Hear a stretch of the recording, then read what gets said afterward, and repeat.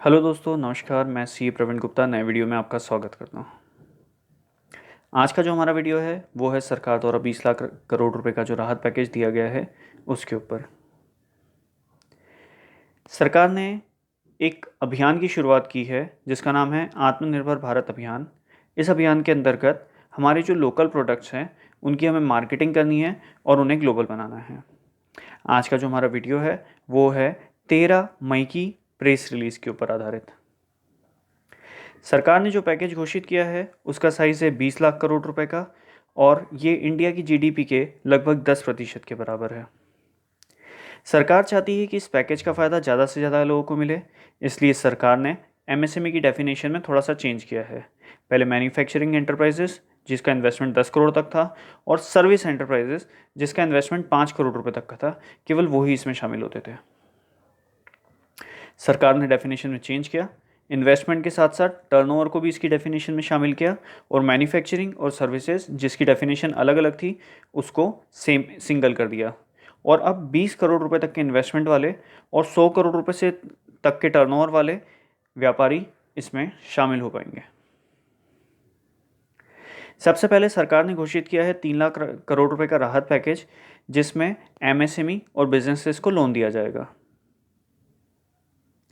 सरकार ने इसके लिए बोला है 29 फरवरी 2020 के दिन जो भी आपका लोन आउटस्टैंडिंग था उसका 20% आपको लोन दे दिया जाएगा। इस लोन में हाउसिंग लोन शामिल नहीं है। ये लोन किसको मिल सकता है? तो जिसकी बोरिंग 25 करोड़ रुपए से कम है और जिसका टर्नओवर 100 करोड़ रुपए से कम है। लोन किस तरह से दिया जाएगा आपको? तो लोन दिया जाएगा आपको 4 वर्ष का टर्म लोन की तरह, जिसके पहले 12 महीने में आपको कोई भी प्रिंसिपल रीपेमेंट नहीं करना है। इसका मतलब केवल इंटरेस्ट का भुगतान करना है। बैंक आपको लोन क्यों दे देगी? ये वाला बैंक लोन इसलिए दे देगी इस बार क्योंकि 100% सेंट्रल गवर्नमेंट की गारंटी से है और गारंटी में इसका प्रिंसिपल इंटरेस्ट दोनों कवर है। लोन कब तक अवेल करना है? तो 31 अक्टूबर तक लोन आपको अवेल करना है, लेकिन चूंकि 3 लाख करोड़ रुपए तक का ही फंड है तो 3 लाख करोड़ रुपए का फंड सैंक्शन हो जाने तक या 31 अक्टूबर इन दोनों में से जो भी पहले हो तब तक लोन आपको मिल सकता है या स्कीम का फ़ायदा उठा सकते हैं। तो इसलिए मुझे लगता है कि आपको कोशिश करके पहले अप्लाई कर देना चाहिए ताकि आपका लोन आपको मिल पाए, ये सिक्योर हो जाए। इस टाइम पे गारंटी देने के लिए सरकार कोई आपसे अलग से फीस भी नहीं ले रही है और बैंकें आपसे कोई फ्रेश कोलेटरल सिक्योरिटी नहीं मांग सकती है। दोस्तों, ये लोन बाकी लोन के मुकाबले सस्ता होगा क्योंकि इसमें सरकार ने फ्रीजिंग कर दी है।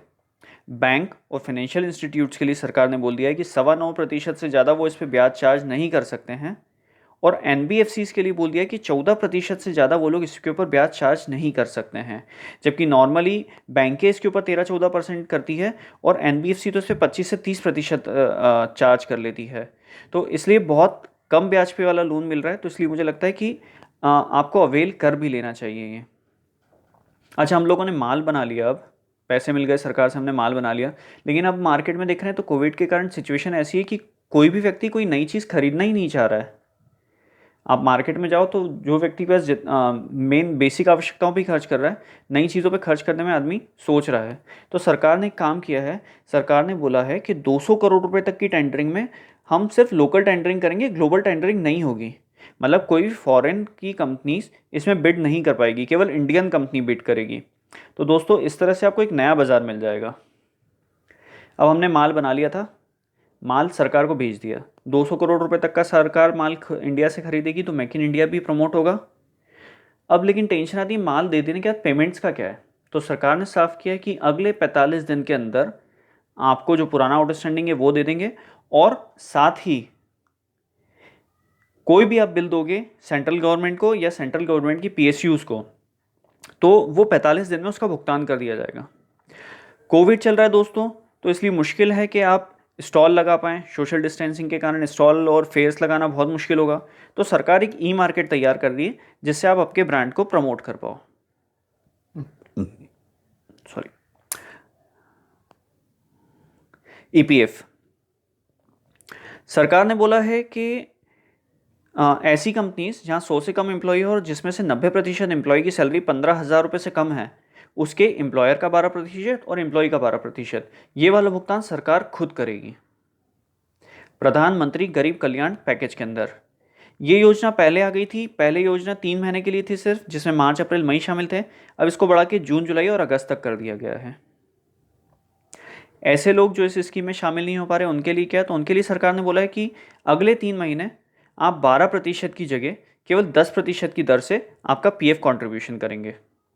गवर्नमेंट एम्प्लॉयज़ की बात करें तो गवर्नमेंट एम्प्लॉयज़ के लिए कोई कंडीशन में चेंज नहीं आया है, उनको 12% का ही दर रहेगी।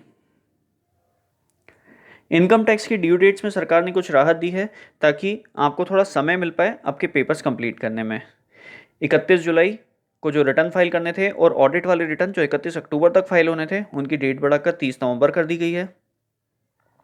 टैक्स ऑडिट जो 30 सितंबर तक होना था, उसकी डेट बढ़ाकर 31 अक्टूबर कर दी गई है। लेकिन मुझे लगता है दोस्तों, अगर आपके कागज़ तैयार है और आपको सरकार से कोई रिफंड लेना बनता है, तो आपको अर्लीस्ट पॉइंट पे अपना रिटर्न फाइल कर देना चाहिए ताकि आपका रिफंड जल्दी से जल्दी आ पाए। सरकार ने अधिकारियों के लिए भी कुछ चेंजेस किया है कि जो असेसमेंट टाइम बार हो रहे थे 30 सितंबर के दिन, उसको बढ़ा के 31 दिसंबर कर दिया है, और जो असेसमेंट टाइम बार हो रहे थे 31 मार्च के दिन, उसकी डेट बढ़ा के 30 सितंबर कर दी है। लिक्विडिटी बढ़ाने के लिए सरकार ने एक और कदम आगे बढ़ाया है। उसमें जितने भी नॉन सैलरीड टीडीएस होते हैं और जैसे प्रोफेशनल फीस हुआ, लेबर कॉन्ट्रैक्टर हुआ, जितने भी नॉन सैलरीड वाले टीडीएस हैं, उन सब की दर 25% से घटा दी है। मतलब यदि पहले किसी प्रोफेशनल का टीडीएस 10% से कटता था, वो 7.5% से घटेगा। एग्जाम्पल के तौर पे बताऊं, जैसे मैं प्रवीण गुप्ता, मेरी फर्म है पीएमजी एंड कंपनी। अगर मैं किसी को प्रोफेशनल फीस का बिल देता था पहले 1 लाख रुपए का, तो सामने वाला 10,000 रुपये टीडीएस काटता था और 90,000 रुपये मुझे देता था, 10,000 रुपये सरकार के पास जमा कराता था।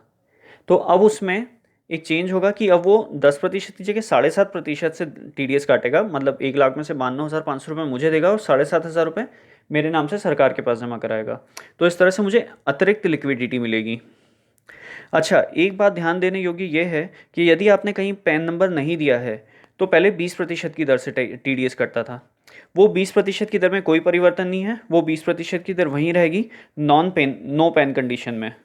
बाकी कंडीशन में सब जगह रेट 25% से कम कर दिया गया है। सरकार से आपको पैसा लेना बाकी था आपके रिफंड का, तो सरकार ने बोला नॉन कॉर्पोरेट एसेसिस जितने भी हैं, प्रोप्राइटर है, पार्टनरशिप है, एलएलपी है, कोऑपरेटिव सोसाइटीज़ हैं, ट्रस्ट हैं, इन सब का पैसा तुरंत वापस कर देंगे। बहुत सारे लोगों का तो पैसा आ चुका है, जिन जिन लोगों का बाकी था वो भी जल्दी आ जाएगा। इसमें नॉन कॉर्पोरेट बोला गया है, मतलब कॉर्पोरेट इस स्कीम में शामिल नहीं है। सरकार इनकम टैक्स के लिए एक स्कीम लाई थी, विवाद से विश्वास स्कीम। इस स्कीम के अंतर्गत 31 मार्च से पहले सारा भुगतान करना था, जिसमें आपको कोई एडिशनल अमाउंट पे नहीं करना पड़ता। उसको बाद में बढ़ा के 30 जून किया गया था, जिसे अब बढ़ाकर कर दिया गया है 31 दिसंबर 2020। सरकार ने कुछ छोटे छोटे पॉइंट्स हैं जिसमें सरकार ने पीएफसी और आरईसी को बोला है कि 90,000 करोड़ रुपए डिस्कॉम कंपनीज को देना है ताकि लिक्विडिटी मेंटेन रहे। स्ट्रेस में चल रहे हैं जो एमएसएमईज़ हैं, उनके लिए सरकार ने बोला है कि अब स्ट्रेस में जो यूनिट है उसको तो हम लोन नहीं दे सकते हैं, तो उनके प्रोप्राइटर्स को लोन दे दिया जाए ताकि वो बिज़नेस में लगा के उस बिज़नेस को कोशिश करके वापस नॉर्मलाइज कर पाएँ। NBFCs, housing finance companies, mutual fund जो परेशानी में चल रहे थे, 30,000 करोड़ रुपए का इनके लिए प्रोविज़न किया गया है। इस सरकार ने बोला है आरबीआई से कि इनके डेप्ट पेपर खरीदना है और इन डेप्ट पेपर पर सरकार गारंटी देगी। धन्यवाद दोस्तों, ये मेरी ओर से था, और आपकी कोई भी क्वेरी है तो आप मुझे मेल कर सकते हैं। धन्यवाद।